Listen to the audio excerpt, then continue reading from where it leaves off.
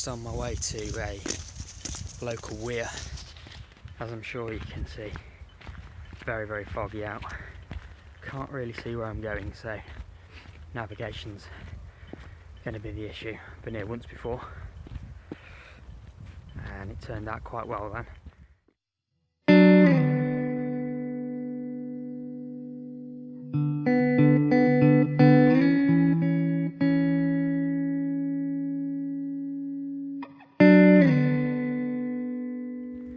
Got a little bit of night sky and some stars and stuff, but we're not going to get that tonight. It's going to be a different sort of mood, but it's definitely going to be interesting to see.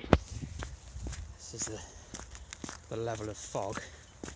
We're literally just walking into mist, so the head torch isn't really helping at all. So I think we might be using the GPS in a minute to make sure we're going the right way. So I found a fence that goes in the same direction as the direction I'm heading, so I'm just following this fence and using it as a point of reference. I can just hear the water from the weir in the distance most of the way now, so it's not going to be much further. It's useful. I can use this fence as a point of reference for the way back as well, just as another fail safe, just in case you don't want to rely on GPS on your phone. Obviously that can die, especially when it's this cold. It's about 1 degree out here, so the battery's going to go really quickly on the phone. I have obviously got a compass and that as well in my bag if the worst were to happen, but there's a stream to the left hand side of me that takes me all the way back to where the car is, so I could, worst case, follow that all the way back. But yeah, we're almost there now. You can probably just hear the water in the background. So I don't know whether you'll hear me or not with the water in the background, but basically I've just been down here shooting Weir, and what I'm doing is I've done several exposures of the composition that I want. I've been light painting various areas, and what then I'll do is I'll bring these Photoshop different layers, and then I'll be able to blend them together in order to get all the different areas that I want well exposed, and bring all the components together to form a composite image. So I'm not sure what you'll be able to see. Basically, I've got the camera set up here. I'm shooting with the Sony a6000 with the Samyang 12mm f2 lens, and I've been shooting around f5.6. I've got the focus set to, it's not actually marked as infinity, just before, but I've actually marked the lens slightly. You can just see, if you have a look, you can just see where I've marked the lens. That's actually infinity on the lens. I've done a few tests and got that marked. So yeah, as I say, I'm shooting manual, full exposure. Got a remote there, cable release, so I can just lock it off, ISO 100, about f5.6, and then go around and light paint the different areas. So my foreground interest, I've got these couple of rocks down here at the bottom that you can just see, and then you've got the end of this fence, which I'll go around to.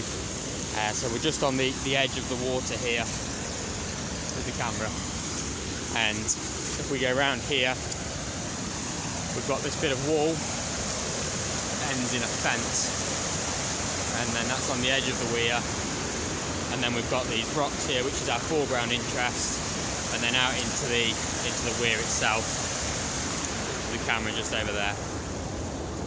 So what I've been doing is starting off where the camera is, and I got a nicely exposed part of the weir first, so really moody image. Obviously it's very misty, nice soft water. I've then got a couple where I've been working on the foreground interest, painting all that in. I've got one with me standing over it, lighting it, just to add a bit of human element. Whether I add that into the final image or not, I'm not sure yet. We'll see what it looks like. And then I did another one as well where I've been working on this here. I might not use all the images that I've taken, but it's better to have too many than too few.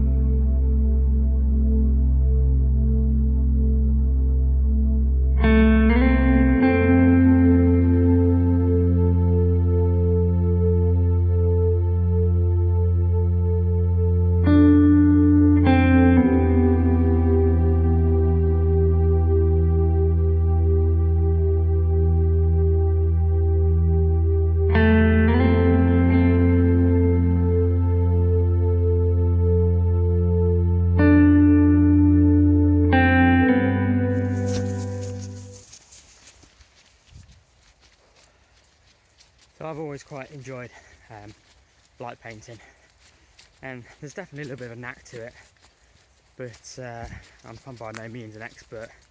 I'm still learning every time I come out. I sometimes find that it's not until you get back in front of the computer and look at your images that you kind of learn the lessons from that particular session. But a few things that I have picked up over time being things like not necessarily going for the brightest light you can find, and certainly not standing in one spot. So you want to take your time and build the light up, maybe over a minute or two, and how long your exposures are. Obviously today I've been doing several exposures, and they're around, I guess, a minute and a half, getting off 2 minutes each.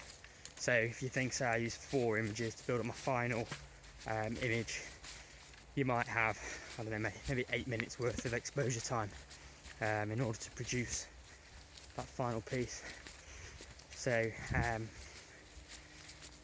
with the not standing still, you have to think, if you use, take the example of using a flash, if you have a single flash, it can be quite harsh, you get harsh shadows, and they say obviously the bigger the light source, the softer the light, and that goes the same when you're light painting. So in order to make your light source bigger, you have to move around.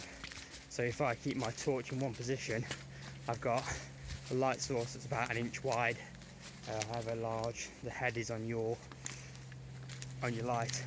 If I move a foot either side whilst holding my light, I've therefore got about a 2 foot wide light source.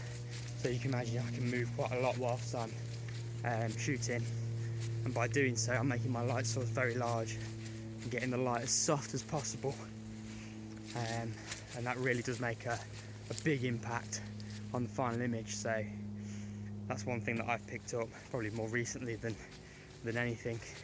But yeah, so that's why I was going for the lowest ISO 100. It has the least effect on the light. Obviously the wider the aperture and the higher the ISO, the more of an effect it's going to have on your light source. So if you wanted to get a single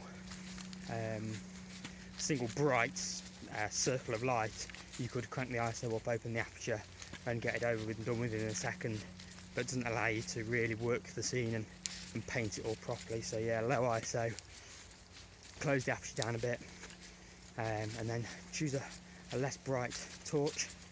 It's not always the brightest that's the best for this kind of thing, and that's where I'm at with it at the moment. This is obviously the first video of this sort that I've done, and we'll see how it goes, whether there's any more or not. Definitely a big fan of watching these kind of videos, so thought we'd give it a quick go and see what it looks like.